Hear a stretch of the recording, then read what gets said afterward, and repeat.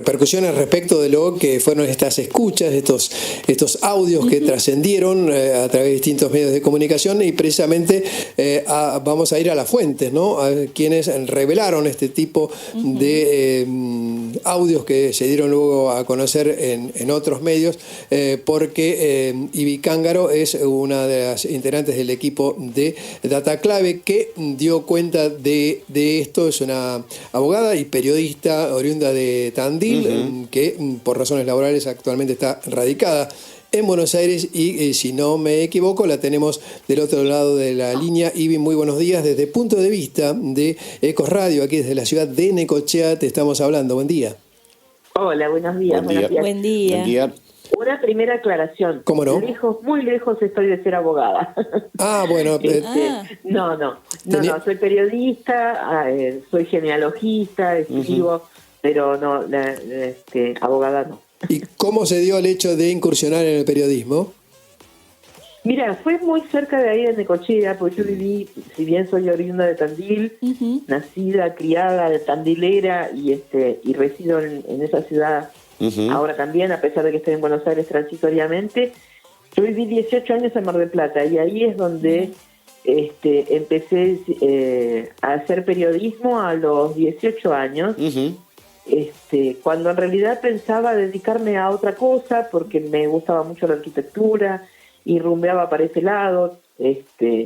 Sin embargo, me topé con una historia que yo creí que merecía ser contada, que empecé a investigar a mi manera y a esa edad. Mira. Y bueno, y entonces con esa historia me fui al diario La Capital y dije, miren, tengo esta historia que está buenísima, con mucha ingenuidad, y bueno, cuando vieron todo el material que había juntado y que tenía y demás, me dijeron, mira, el tema es pesadísimo, nosotros lo publicamos, pero lo publicamos si es una nota que escribís y firmás vos. Claro. Y lo hiciste. Sí. Pues, Qué valiente. Y el tema fue que, bueno, ustedes son muy jóvenes, por supuesto no se van a acordar, pero los que son más veteranos a lo mejor sí, que fue una secta que se llamaba Los Niños de Dios, y que se dedicaba al tráfico de menores, trata y tráfico de menores. Sí, lo recordamos. En su momento fue un escándalo mayúsculo, no solo en Argentina, sino en el resto del mundo, donde también estaba la secta, y fue el principio del fin de ese grupo que hacía ya 30 años que estaba, y bueno, y se logró a raíz de eso que muchos fueran presos y se restituyeran niños y demás. Así que arranqué así.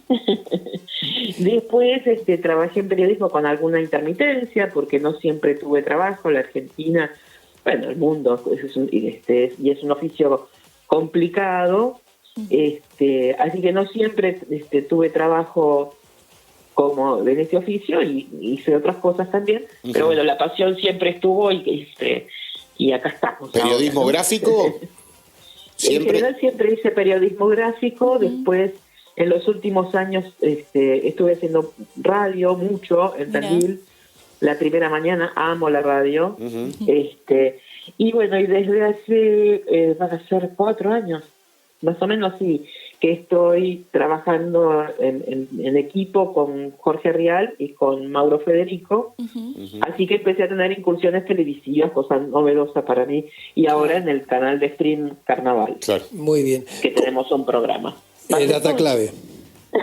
Claro, en el stream Carnaval tenemos un programa, Mauro Federico y yo, y otros compañeros, como Mauro Fulco y Rosario Ayerdi, en el canal Carnaval. El programa se llama Data Clave, y va de lunes a viernes de 13 a 15. Y ahí es donde, lo vi, muy bueno. Bueno, gracias. Y ahí es donde empezamos a mostrar el martes pasado esta serie de audio. Sintéticamente, ¿qué más allá de la, ya vamos a ver cómo se obtuvieron o de qué manera o periodísticamente, pero qué revela a tu criterio sintéticamente el contenido de estos diálogos que están saliendo a la luz?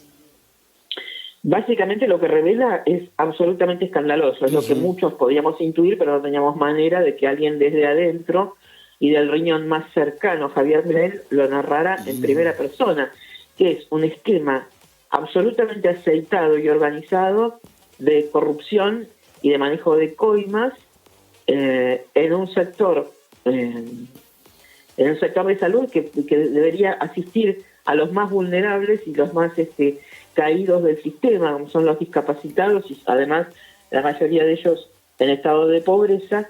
Y sin embargo ese dinero español en estos audios cuenta cómo en vez de ir destinado a la compra de medicación, se destina a recaudar para la corona, como decía Manzano en los 90, sí. Y que va directamente, y lo explica de qué manera, va directamente a los bolsillos de Lule Menem y de Karina Milei. Y recordemos que cuando decimos Karina Milei decimos Javier Milei, porque son una dupla indivisible. Claro. ¿Y cómo está conformado este esquema? Es bastante sencillo de entender, por eso también creo que tuvo repercusión, no solo por lo sensible del tema, sino porque además es muy directo y es bastante simple. Las distintas reparticiones del Estado necesitan comprar medicamentos, sí, ¿no? O tienen asistencia de salud. En este caso, ANDIS, que es la Agencia Nacional de Discapacidad. Sí. ANDIS tiene servicios de internación, servicios de traslado, talleres, cursos y demás, y tiene también un servicio de, además de las pensiones, un servicio de medicamentos. Esos medicamentos el Estado debe comprarlos, pero no los compra laboratorio por laboratorio, ¿no? Este remedio acá al laboratorio, no. Es como si se los compra a una droguería, en este caso a la droguería suizo-argentina, que concentra el mayor porcentaje de compras del Estado, además que no está demasiado diversificado. También como parte de la corrupción, por supuesto, porque esto debería estar abierto a muchas droguerías. La droguería suizo-argentina, en este caso específico, funciona como un supermercado, digamos, que le compra a distintos proveedores. Esos proveedores son los laboratorios de medicamentos. Entonces la droguería le compra a los laboratorios y a su vez le vende al Estado. Cuando le va a comprar a los laboratorios les dice, bueno, no, yo te compro a vos, si vos me das del 8% de cuota de tu compra. A su vez, por sobre encima, además de la ganancia de la droguería. Claro. La droguería, además, tiene un margen de ganancia en algunos medicamentos que es más pequeño y en otros muy alto, sobre todo en los remedios de gran valor económico, como son los destinados a la oncología y demás. En esa intermediación, entonces, la droguería recauda la coima a los distintos laboratorios. Y es el mismo español el que relata esta operatoria. Esa recaudación del 8%, de ese 8% que recauda, sí, el 5% va un poco para la droguería, un poco para otros intermediarios y otro poco para funcionarios de menor cuantía, a los que Español describe como ratas, porque solamente se llevan de 20 a 30 mil dólares por mes, o sea que para él era una minucia. Y el 3% de ese 8% va directamente para dos personas, para Karina Milei y para Lule Menem. Y es la droguería misma, según siempre los dichos de Españolo, es la droguería suizo-argentina la misma que la que se encarga de llevarle eso en mano a Secretaría de Presidencia, como dice exactamente en un audio. Bueno, en ese así sentido... que bastante sencillito el caminito para comprenderlo, ¿no? Bueno, en ese sentido, desde el propio gobierno admiten mediante una publicación reciente que se detectaron sobreprecios del 27% puntualmente en la compra de un medicamento. Sí, claro, esto es algo que nosotros veníamos siguiendo y la cuestión de que nos lleguen los audios a nosotros, sospecho, supongo, que tiene algo que ver con que precisamente desde enero de este año o fines del año pasado nosotros empezamos a escribir sobre algunos negociados de la familia Menem, o sea, no solo de Lule Menem, sino sobre todo de Martín Menem y sus hermanos, vinculados también comercialmente con esta droguería, y también empezamos a publicar algunas cuestiones relacionadas con contrataciones y sobreprecios de Andis. Así que es algo que es bastante, que recién ahora el gobierno se entere, luego de 20 meses, es bastante curioso, porque además la mayoría o gran parte de sus funcionarios están involucrados en este mecanismo, ¿no? Tanto vos como Mauro Federico mencionaron muchas veces que podría existir más audios o incluso videos. ¿Podrías contarme un poquito de esto? Sí, es eso fundamentalmente. A nosotros nos están mandando los audios en cuentagotas. Realmente no sabemos cuánto más hay o no, pero todo, de hecho, hace 3 minutos acabo de recibir nuevamente un mensaje con más audios, que todavía ni escuché ni sé de qué tratan. Así que no sabemos cuánto ni cómo. Lo que inferimos es que hay videos también, un poco porque nos lo dijeron y otro poco porque es bastante evidente por el formato que tienen los audios que nos mandan, ¿no? Que se intuye que eso es el desprendimiento de un video.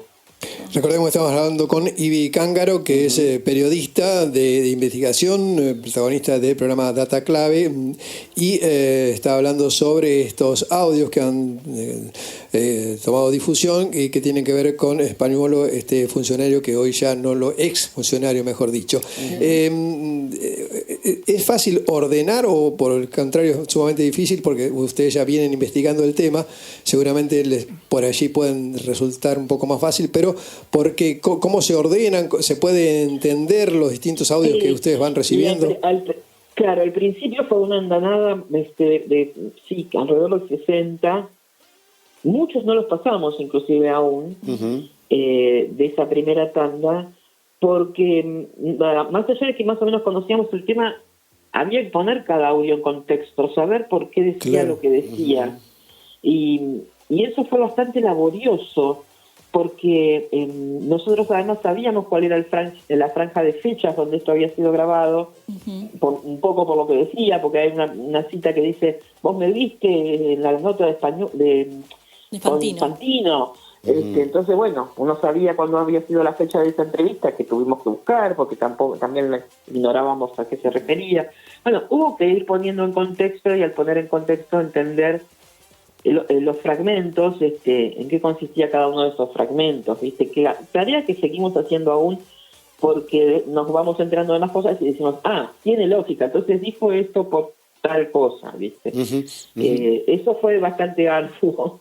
De hecho, yo hace ya como 15 días que no puedo dormir más de 4 horas, porque se puso en movimiento una maquinaria que hace que también nos llegue material de otras fuentes y expedientes y cosas, así que bueno, es un desvelo, pero que a nosotros nos gratifica mucho porque es lo que nos gusta hacer y sentimos que es un aporte importante, ¿viste? Contra la corrupción, fundamentalmente. Sin duda, periodismo de investigación en estado puro. Y volviendo un poco al origen de estos audios, no queda claro del todo quién es el destinatario de lo que relata Spagnuolo, que por otra parte ayer se presentó ante el juez.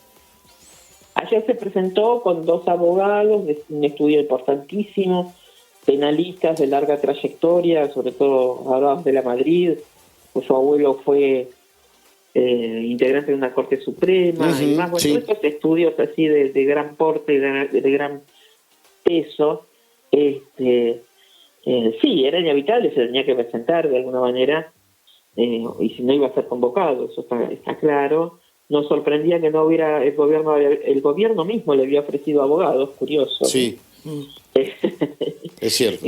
Lo digo con cierto sarcasmo incluso. Claro. Cosa que él se negó, y bueno, ahora destinó su hermano penalista, el hermano de Spagnuolo es penalista, pero bueno, está transitando aparentemente un problema de salud que lo mantiene alejado de la profesión. ¿Y el destinatario de esos audios? ¿El interlocutor? Sí.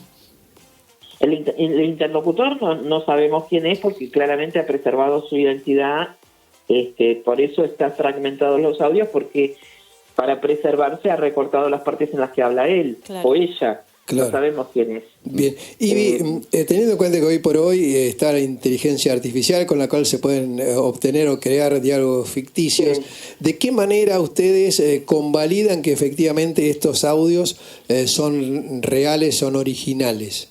No, claro, eso ya ahora está totalmente superada, esa duda, digamos, pero en principio cuando nosotros recibimos los audios existía, por supuesto, esa posibilidad, una posibilidad un tanto remota por ya te digo, por la forma de estar por la forma de los sonidos ambientes, pues es muy difícil que eso se pudiera recrear con tanta naturalidad, digamos. De todas maneras, los hicimos chequear con gente que conoce bastante más que nosotros acerca del tema. Hicimos una comparativa con la voz real de Españolo, tomándola, porque muchos, la mayoría no conocía la voz de Españolo. Nos lo facilitó mucho la entrevista esta de Fantino, así que se hizo una comparativa de audios con gente que se dedica a eso, ¿no? Que conoce más que nosotros, así que ese fin de semana, además de chequear el contenido, chequeamos la forma y bueno, confirmamos que efectivamente era. Pero además, la certeza posterior nos la dio el mismo gobierno de que efectivamente es Españolo, ya no hay margen de duda con respecto a eso, porque ellos mismos lo han admitido de mil maneras.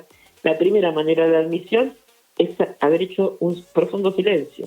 Sí. Nosotros empezamos con estos audios un martes y lo primero que yo pensé, y se lo dije a Mauro, ahora en 5 minutos tenemos 3.500 posteos en Twitter del presidente llamándonos de mil maneras, esos calificativos tan desagradables que suele usar. Bueno, esto no sucedió y este fue el primer indicio de que algo raro, fuera de lo convencional, que son ese tipo de bravatas, estaba pasando. Ese silencio nos confirmó que efectivamente es la voz de Españolo, porque si no, desde Españolo hasta Milei hubieran salido a decir, es inteligencia artificial, es mentira. No sucedió nada de eso.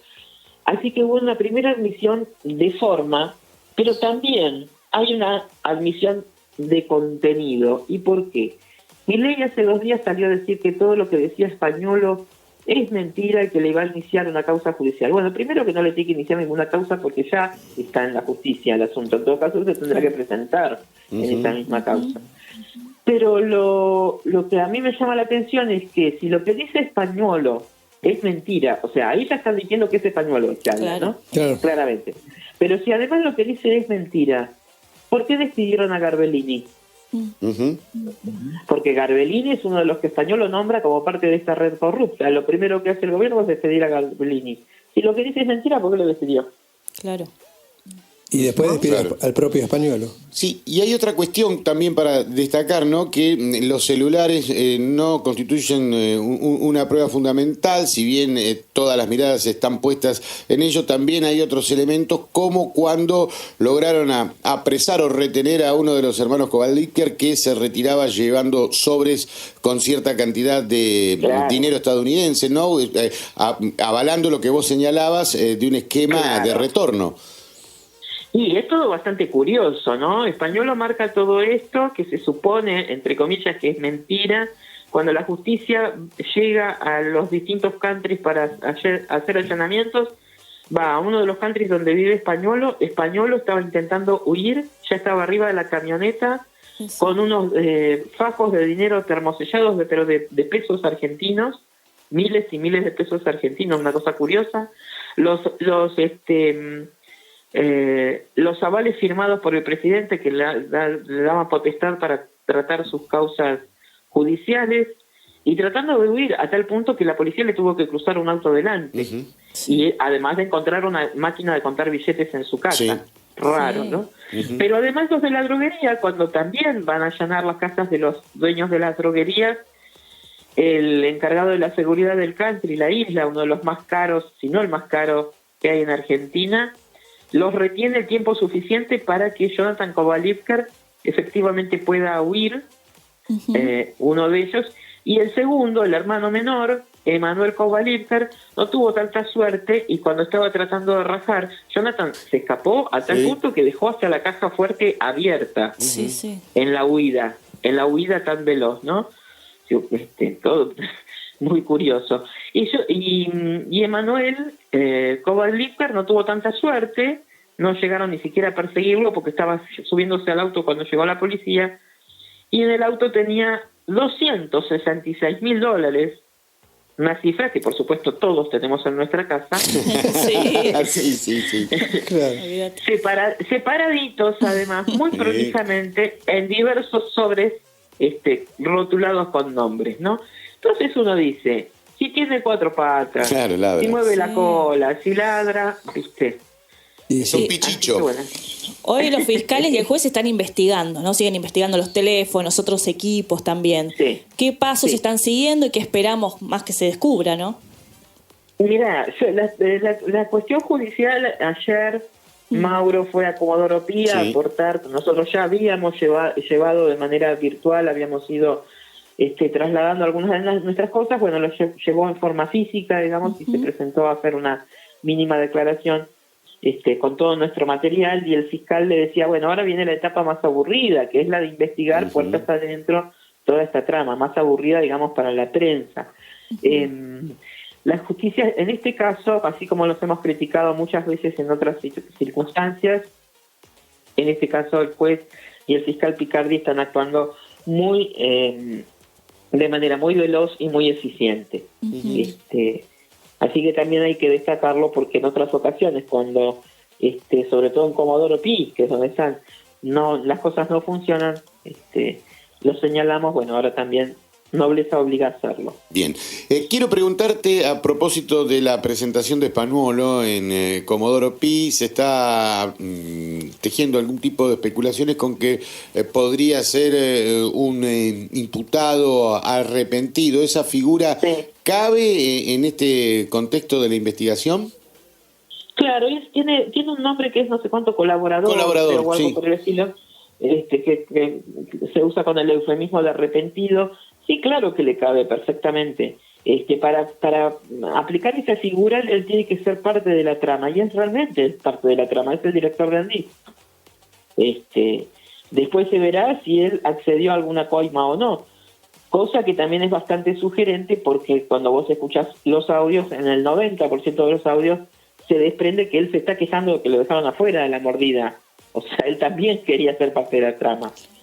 Y de esta trama que tiene que ver con los remedios, porque también ahora deberá revisarse todos los otros acuerdos y ver qué parte interesada o qué responsabilidad ha tenido él con otro tipo de acuerdos, muchos de los cuales vamos a empezar a desarrollar la semana que viene, porque no es solo esto lo que tenemos acerca de Andís y coimas y manejo fraudulento del dinero. Tenemos mucho más aún. ¿de otros organismos?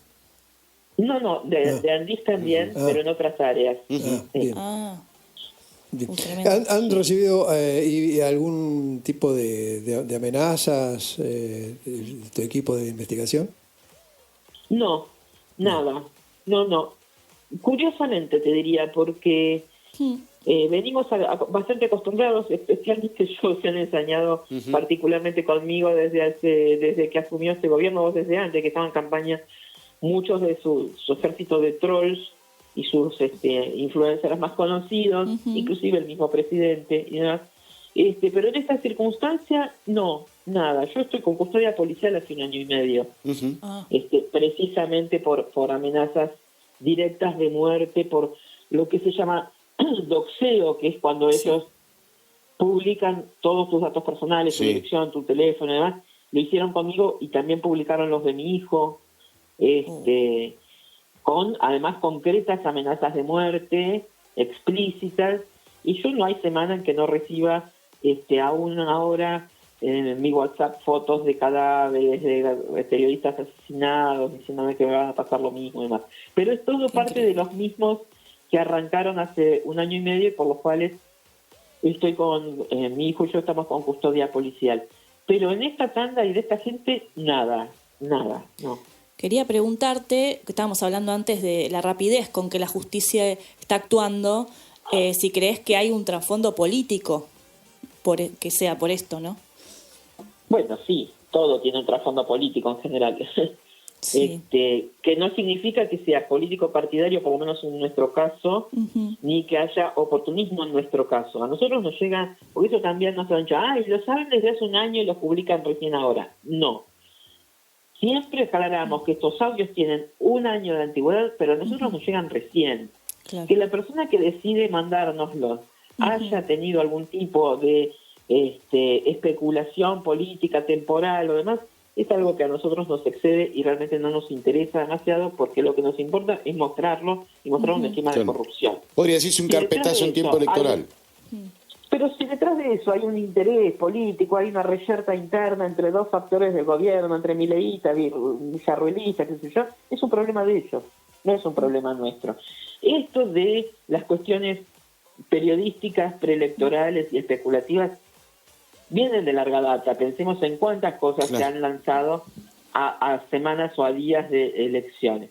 Podría ser... Eso, Sí. en este caso nosotros no lo hemos decidido, en otras circunstancias ha sido deliberada orquestación o fue deliberado como, no sé, Alconada Mon con Panama Papers diciendo no lo saqué cuando los recibí porque faltaban pocos días para las elecciones e íbamos a perjudicar a Macri. Esa es una intencionalidad política directa de parte de la prensa para beneficiar o perjudicar a alguien.